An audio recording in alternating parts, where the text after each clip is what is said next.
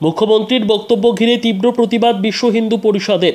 রাজনৈতিক জনসভা থেকে মমতা বন্দ্যোপাধ্যায় কার্তিক মহারাজকে রাজনৈতিক তকমা দিয়ে বক্তব্যের প্রতিবাদে মহকুমা শাসকের দপ্তরের সামনে বিক্ষোভ দেখালো বিশ্ব হিন্দু পরিষদ।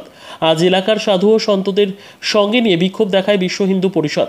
সাধু সন্তদের বিক্ষোভ মিছিলে অংশগ্রহণ করলেন তারাপীঠ মন্দিরের একাংশ পুরোহিতেরাও। ঘটনাটি বীরভূমের রামপুরহাটে। আজ রামপুরহাট মহকুমা শাসকের দপ্তরের সামনে বিক্ষোভ দেখান সাধু সন্তরা। পরে রামপুরহাট মহকুমা শাসকের কাছে একটি স্মারকলিপি জমা দেন তারা। আমাদের মিছিল হচ্ছে আজকে সনাতন ধর্মের উপর যে কুরুচিকর মন্তব্য আমাদের পশ্চিমবঙ্গের প্রশাসনিক প্রধান করেছেন তার প্রতিবাদে আমাদের এই মিছিল।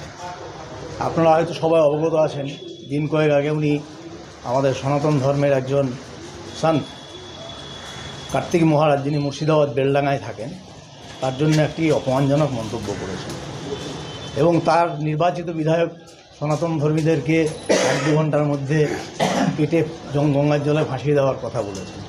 সেক্ষেত্রে তিনি কিন্তু কোনো প্রতিবাদ করেননি। এবার আমরাও মনে করছি যে আমিও একটা মন্দিরের সঙ্গে যুক্ত, তারাপীঠ মন্দিরের সঙ্গে। আজকে আমার উপর আক্রমণ নেমে আসতে পারে আমাদের মন্দিরের উপরে। সেই কারণেই আমরা প্রশাসনকে জানিয়ে গেলাম যে যাতে শান্তি শৃঙ্খলা বজায় থাকে। সেই জন্যে আমাদের এই মিছিলে বিশ্ব হিন্দু পরিষদের তরফ থেকে আসা। আজকে এখানে কী করবেন? আজকে এখানে আমরা স্মারকলিপি দিলাম, যে অপমানজনক মন্তব্য উনি করেছেন তার বিরুদ্ধে প্রতিবাদ করলাম।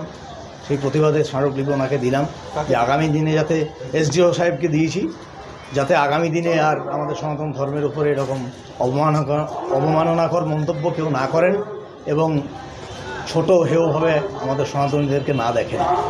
কি নাম আপনার? আমার নাম তন্ময় মুখার্জি, আমি তারাপীঠ মন্দিরের সেবাই।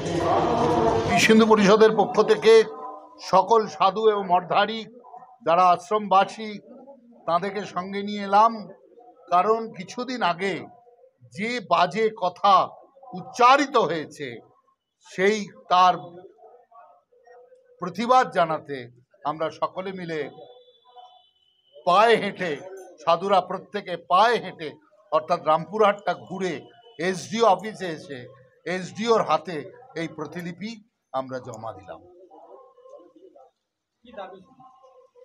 দাবি হচ্ছে যে অন্যায় যে কথাটি বলেছে তার জন্য এটা ভুল হয়েছে, এটার জন্য ক্ষমা চাওয়া দরকার, এটা ক্ষমা প্রার্থনা করা।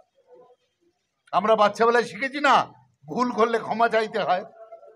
তো সে ভুল করেছেন, এই ক্ষমাটা চাইতে হবে। জয় শ্রীরাম! জয় শ্রীরাম! জয় শ্রীরাম! জয় শ্রীরাম!